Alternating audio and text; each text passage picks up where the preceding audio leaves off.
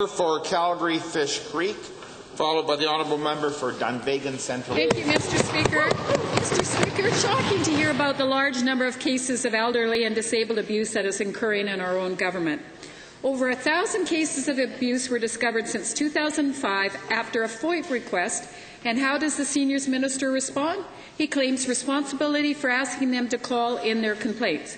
Well, what the heck did they do before he told them to call? This isn't the answer that Albertans want or expect. They want accountability and they want transparency. Why does the Seniors Minister keep hiding these numbers from the public? Honourable Minister. I guess I'll do that. Mr. Speaker, my apologies. It is mandatory under the Persons for Protection Protection for Persons in Care Act, Mr. Speaker. It is mandatory that all of these cases would be reported, and all of them are taken seriously. And my understanding is that, where appropriate, investigations and actions are taken, Mr. Speaker. The honourable member.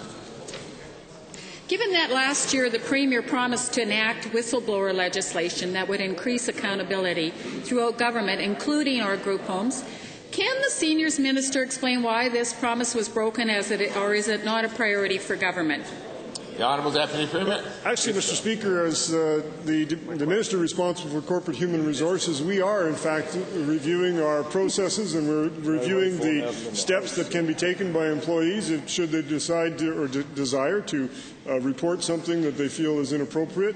We will be looking at that as the season moves forward and look forward to perhaps bringing legislation in the near future, Mr. Speaker. The Honourable Member. Given that your government has manipulated the long-term care bed numbers, and given that you are on record for saying that there were 22 fatal accidents or injuries last year in group homes, but now you're only saying there's 5, can the minister get his own facts straight and give us the real answers? The Honourable Minister. Well, Mr. Speaker, I'm sure the Minister of Seniors will be keen to review the answer to that question because the preamble is obviously wrong, Mr. Speaker. I do not believe that anyone has manipulated any figures in this House, and if the honourable member believes that to be true, there is a process which she's very well aware of, given her many, many years of service in this Assembly, around a point of privilege, and she should call one if she believes it, Mr. Speaker. The Honourable Member for Dunvegan Central Peace.